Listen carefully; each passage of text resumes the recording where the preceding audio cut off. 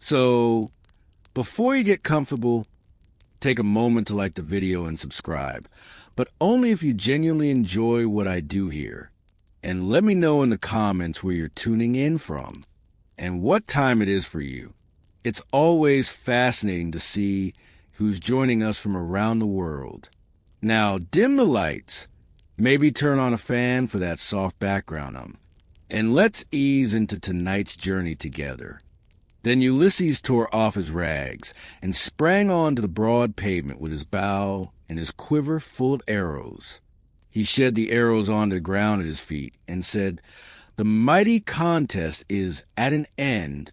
I will now see whether Apollo will vouchsafe it to me to hit another mark which no man has yet hit."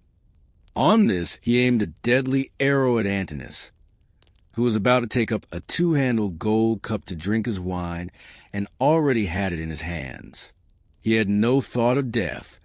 Who amongst all the revelers would think that one man, however brave, would stand alone among so many and kill him? The arrow struck Antinous in the throat, and the point went clean through his neck, so that he fell over and the cup dropped from his hand, while a thick stream of blood gushed from his nostrils. He kicked the table from him and upset the things on it, so that the bread and roasted meats were all soiled as they fell over onto the ground. The suitors were in an uproar when they saw that a man had been hit. They sprang in dismay, one and all of them, from their seats and looked everywhere toward the walls, but there was neither shield nor spear, and they rebuked Ulysses very angrily. "Stranger," said they, "you shall pay for shooting people in this way. Only you shall see no other contest. You are a doomed man. He whom you have slain was the foremost youth in Ithaca, and the vultures shall devour you for having killed him." Thus they spoke, for they thought that he had killed Antinous by mistake, and did not perceive that death was hanging over the head of every one of them. But Ulysses glared at them and said, "Dogs, did you think that I should not come back from Troy? You have wasted my substance, have forced my women servants to lie with you, and have wooed my wife while I was still living. You have feared neither God nor man, and now you shall die." They turned pale with fear as he spoke, and every man looked round about to see whither he might fly for safety. But Eurymachus alone spoke. "If you are Ulysses," said he, "then what you have said is just.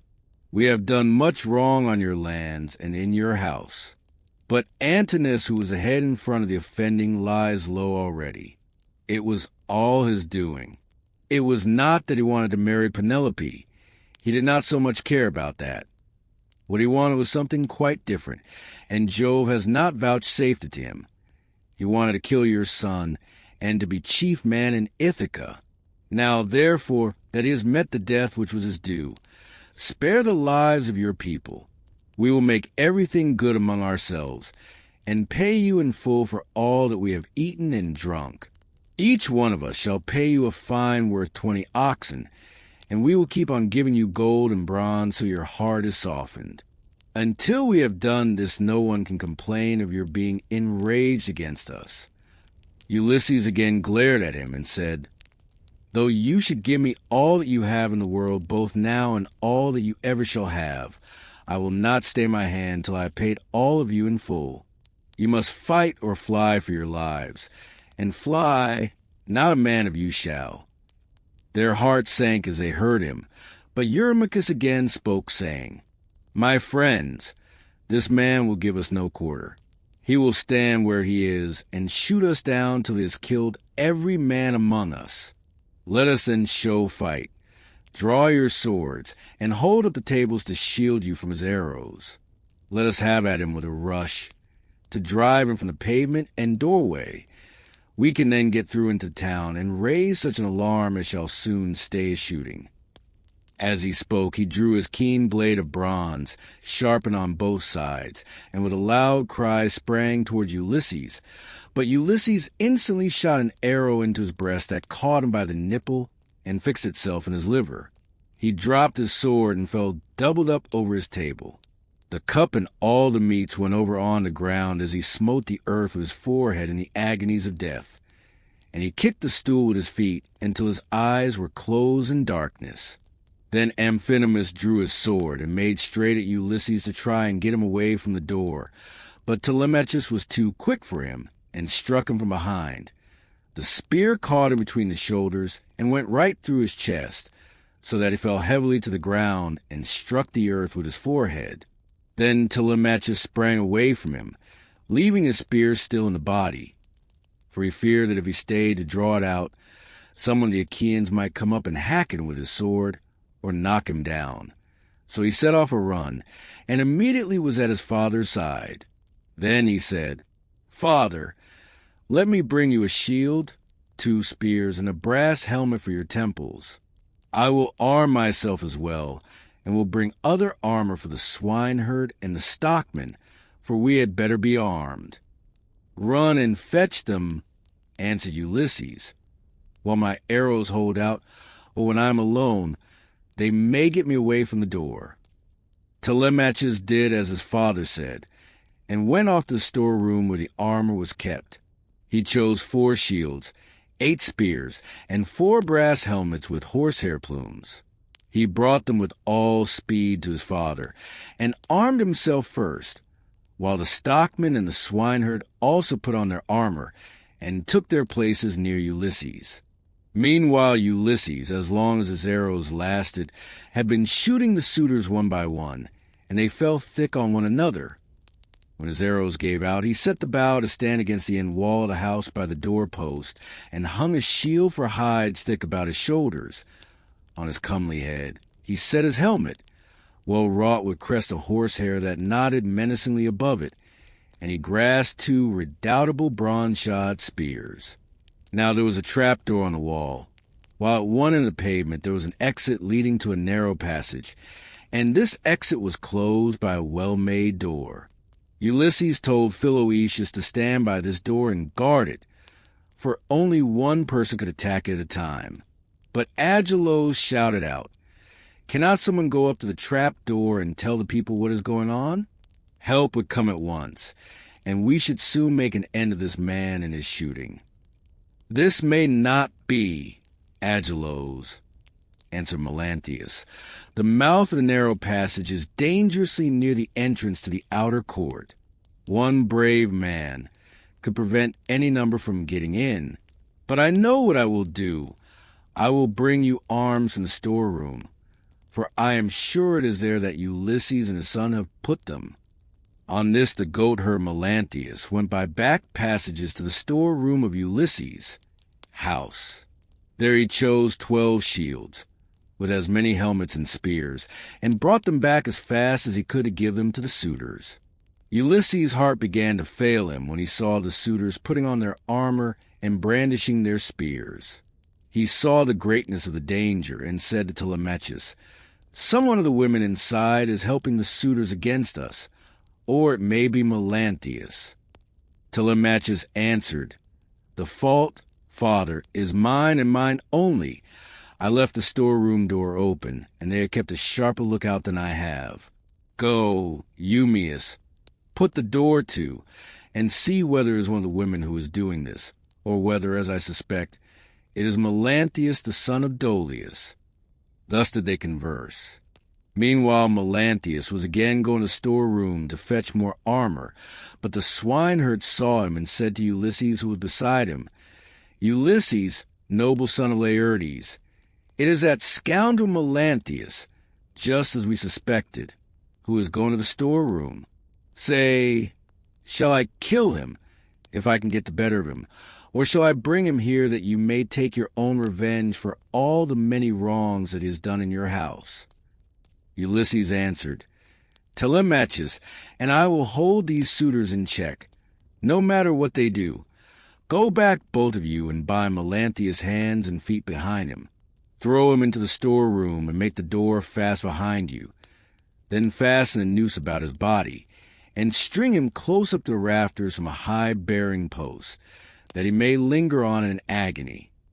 Thus did he speak, and they did even as he had said.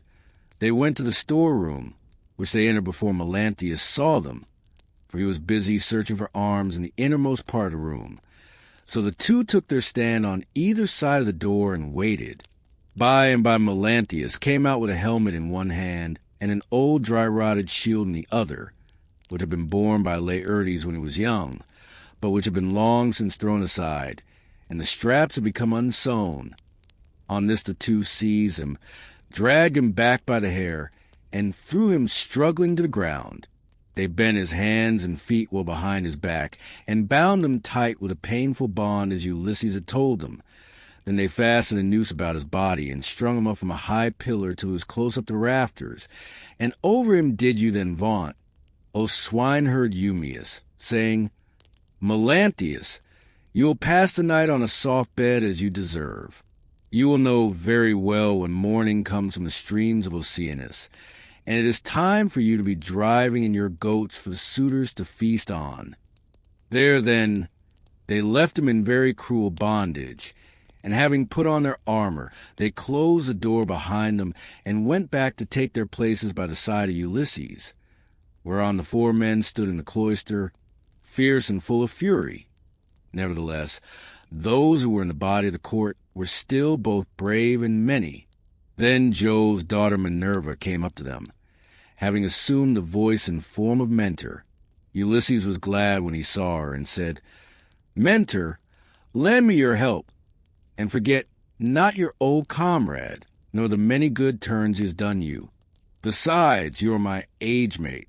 But all the time he felt sure it was Minerva, and the suitors from the other side raised an uproar when they saw her. Agelos was the first to reproach her.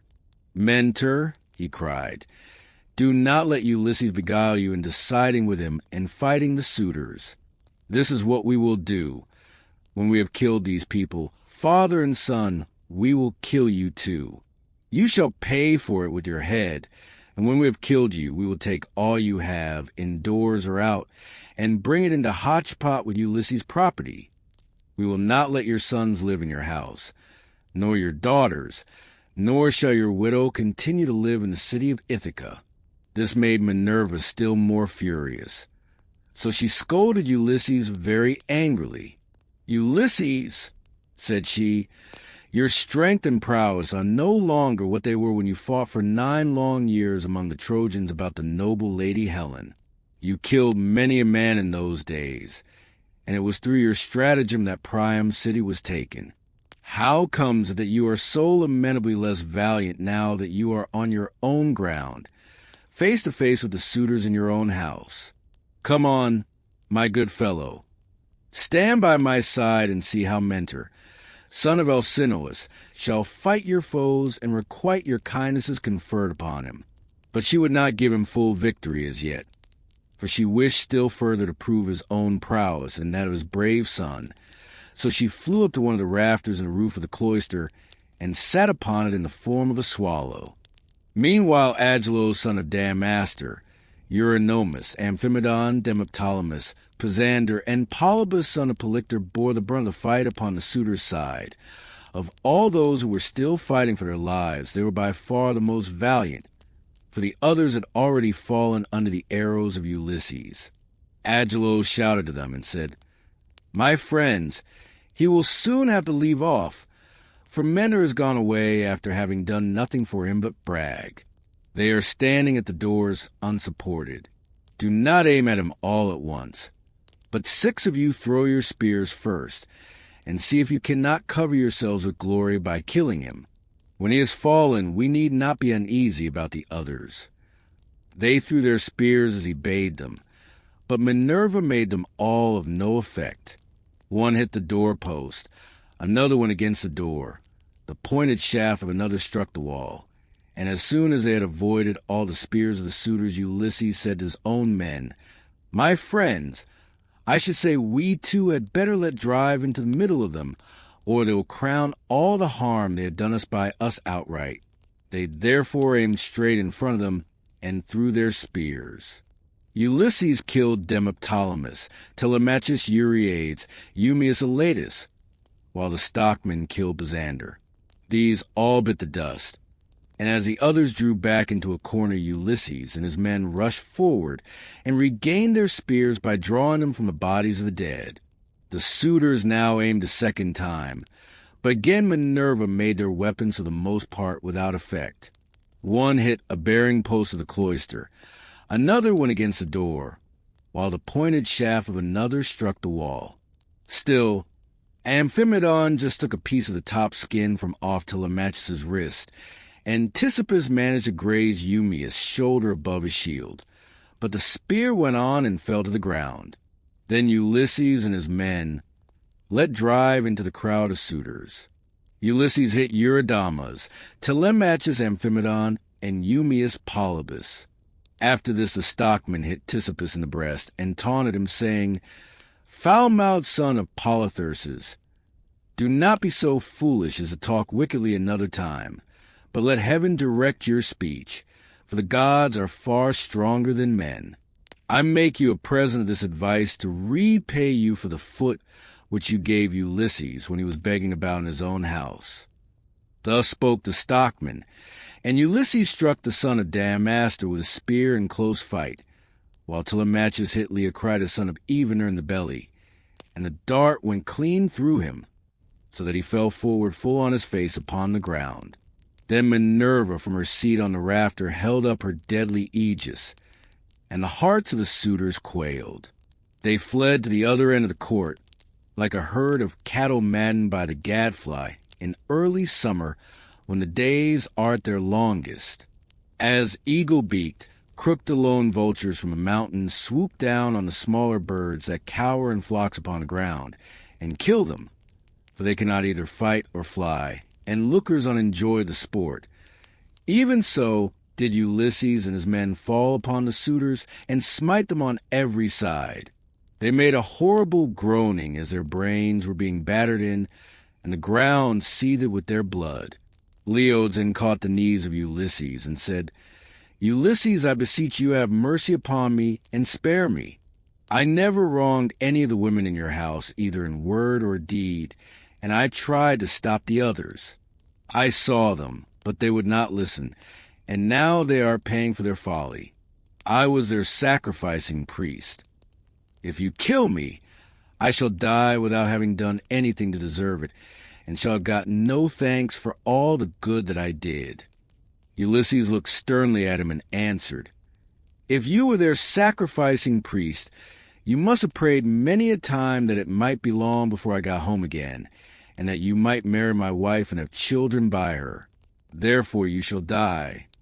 With these words he picked up the sword that Agelos had dropped when he was being killed, and which was lying upon the ground. Then he struck Leodes on the back of his neck, so that his head fell rolling in the dust while he was yet speaking. The minstrel Phemius, son of Terps, he who had been forced by the suitors to sing to them, now tried to save his life. He was standing near towards a trapdoor, and held his lyre in his hand. He did not know whether to fly out of the cloister, and sit down by the altar Jove that was in the outer court, and on which both Laertes and Ulysses had offered up the thigh bones of many an ox, or whether to go straight up to Ulysses and embrace his knees. But in the end, he deemed it best to embrace Ulysses' knees.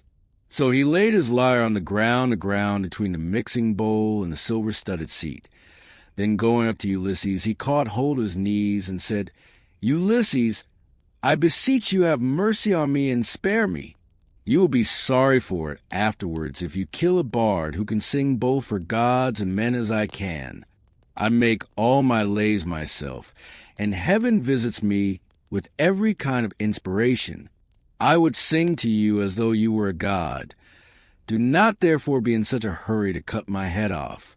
Your own son Telemachus will tell you that I did not want to frequent your house and sing to the suitors after their meals, but they were too many and too strong for me, so they made me." Telemachus heard him, and at once went up to his father. "Hold!" he cried. "The man is guiltless. Do him no hurt, and we will meet him too, who was always good to me when I was a boy, unless Philoetius or Eumaeus has already killed him, or is falling your way when you were raging about the court." Medon caught these words of Telemachus, for he was crouching under a seat beneath which he had hidden by covering himself up with freshly flayed heifer's hide, So he threw off the hide, went up to Telemachus, and laid hold of his knees. "Here I am, my dear sir," said he. "Stay your hand, therefore, and tell your father, or he will kill me in his rage against the suitors for having wasted his substance and been so foolishly disrespectful to yourself." Ulysses smiled at him and answered, "Fear not. Telemachus has saved your life, that you may know in future and tell other people how greatly better good deeds prosper than evil ones. Go, therefore, outside the cloisters into the outer court, and be out of the way of the slaughter, you and the bard, while I finish my work here inside." The pair went into the outer court as fast as they could, and sat down by Jove's great altar, looking fearfully round, and still expecting that they would be killed. Then Ulysses searched the whole court carefully over, to see if anyone had managed to hide himself and was still living, but he found them all lying in the dust and weltering in their blood. They were like fishes which fishermen have netted out of the sea, and thrown upon the beach to lie gasping for water, till the heat of the sun makes an end of them. Even so were the suitors lying all huddled up one against the other. Then Ulysses said to Telemachus, "Call nurse Euryclea. I have something to say to her." Telemachus went and knocked at the door of the women's room.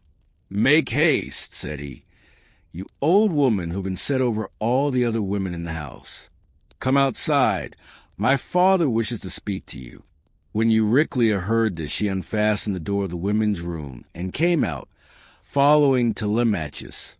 She found Ulysses among the corpses bespattered with blood and filth like a lion that has just been devouring an ox, and his breasts and both his cheeks are all bloody, so that he is a fearful sight.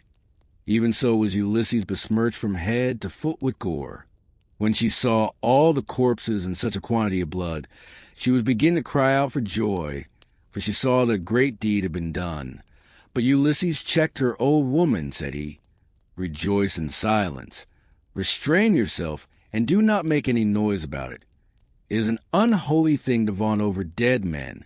Heaven's doom and their own evil deeds have brought these men to destruction, for they respected no man in the whole world, neither rich nor poor, who came near them, and they had come to a bad end as a punishment for their wickedness and folly.